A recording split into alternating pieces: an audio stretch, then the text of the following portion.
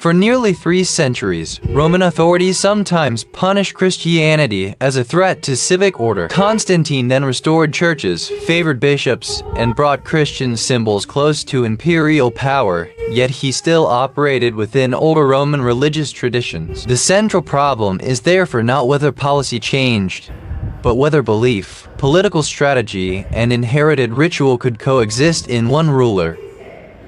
Before the Milvian Bridge campaign, later Christian writers preserved 2 different accounts. Lactantius described a dream ordering Constantine to mark his soldiers' shields, while Eusebius reported a sign in the sky followed by a confirming vision. Because the stories were recorded for different audiences and at different times, the conversion narrative begins with contested testimony rather than certainty.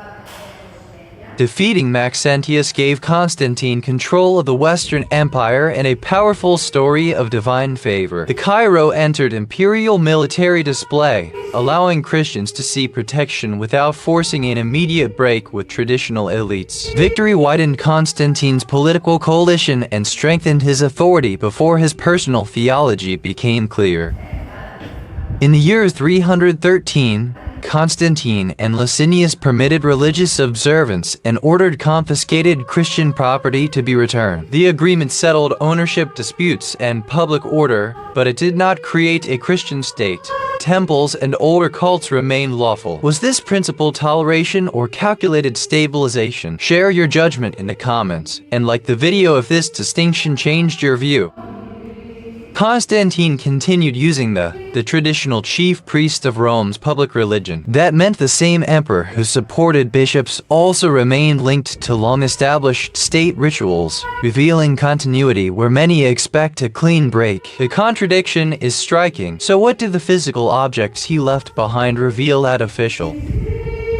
Coins survive when speeches disappear, making them some of the strongest evidence historians possess. Several issues from Constantine's reign still displayed Sol Invictus, while others introduced unmistakable Christian symbols, showing both traditions living side by side instead of replacing each other overnight. Those small pieces of metal raise a far bigger question that the next evidence must answer.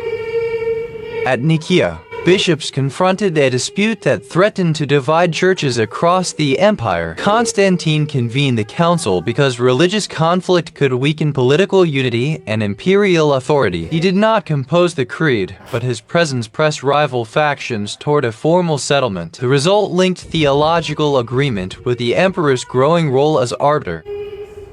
After Nicaea, imperial power reached deeper into church affairs. Bishops linked major cities through councils, letters, and shared discipline, giving Constantine a network that could carry decisions across provinces. Disputes over doctrine now shaped appointments, exile, and public order. Christianity therefore served both conviction and the practical pursuit of imperial stability.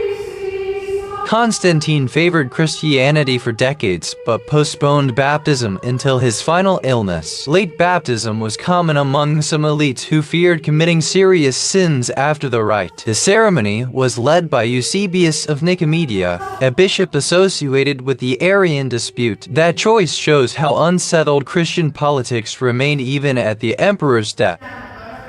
His death settled far less than many people imagined. Different emperors favored different Christian factions. Bishops were exiled and recalled, and religious policy shifted with each ruler. The empire kept searching for stability instead of reaching permanent consensus. Then one emperor attempted something almost nobody expected, bringing the old gods back to the center of Roman life.